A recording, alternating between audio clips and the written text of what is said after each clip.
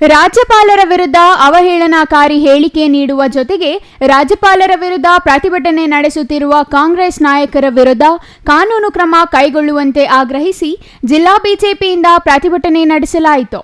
ದೊಡ್ಡಬಳ್ಳಾಪುರ ನಗರದ ತಾಲೂಕು ಕಚೇರಿ ವೃತ್ತದಲ್ಲಿ ಕಾಂಗ್ರೆಸ್ ನಾಯಕ ಐವಾನ್ ಡಿಸೋಜಾ ಪ್ರತಿಕೃತಿ ದಹಿಸುವ ಮೂಲಕ ಬಿಜೆಪಿ ಕಾರ್ಯಕರ್ತರು ತಮ್ಮ ಆಕ್ರೋಶ ವ್ಯಕ್ತಪಡಿಸಿದರು.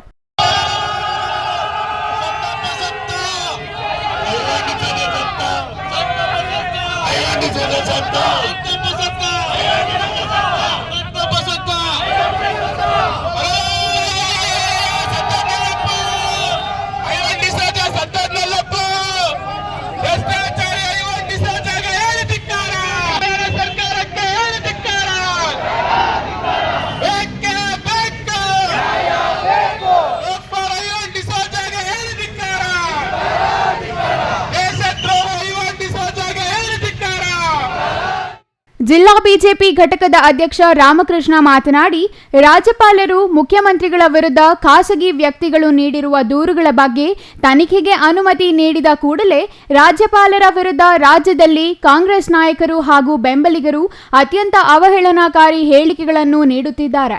ಅವರನ್ನು ವೈಯಕ್ತಿಕವಾಗಿ ತೇಜೋವಧೆ ಮಾಡುತ್ತಿರುವುದು ಅತ್ಯಂತ ಖಂಡನೀಯ ಎಂದರು. ಸಾಂವಿಧಾನಿಕ ಹುದ್ದೆಯಲ್ಲಿರುವ ರಾಜ್ಯಪಾಲರ ಹುದ್ದೆಯ ಘನತೆಯನ್ನು ಅರಿಯದ ಕಾಂಗ್ರೆಸ್ ನಾಯಕರು ಅವರ ವಿರುದ್ಧ ಅವಹೇಳನಕಾರಿಯಾಗಿ ಟೀಕೆಗಳನ್ನು ಮಾಡುತ್ತಿದ್ದಾರೆ.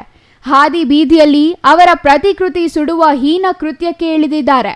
ಮುಖ್ಯಮಂತ್ರಿಗಳ ಮೇಲೆ ಬಂದ ಆರೋಪಗಳ ಬಗ್ಗೆ ತನಿಖೆಗೆ ಆದೇಶಿಸುವುದು ರಾಜ್ಯಪಾಲರಿಗೆ ಸಂವಿಧಾನ ನೀಡಿರುವ ಅಧಿಕಾರ.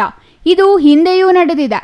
ಅತ್ಯಂತ ವಿವೇಚನಾಯುಕ್ತವಾಗಿ ಕಾನೂನು ತಜ್ಞರೊಡನೆ ಸಮಾಲೋಚಿಸಿ ಪ್ರಕರಣದ ಸೂಕ್ಷ್ಮಾತಿ ಸೂಕ್ಷ್ಮಗಳನ್ನು ಪರಾಮರ್ಶಿಸಿ ತನಿಖೆಗೆ ಆದೇಶ ನೀಡಿರುವ ರಾಜ್ಯಪಾಲರ ನಡೆಯನ್ನು ಖಂಡಿಸುವುದು, ಅವರ ಪ್ರತಿಕೃತಿಯನ್ನು ಸುಡುವುದು ಕಾಂಗ್ರೆಸ್ ನಾಯಕರು ಸಂವಿಧಾನಕ್ಕೆ ಮಾಡುತ್ತಿರುವ ಅಪಮಾನ ಎಂದರು.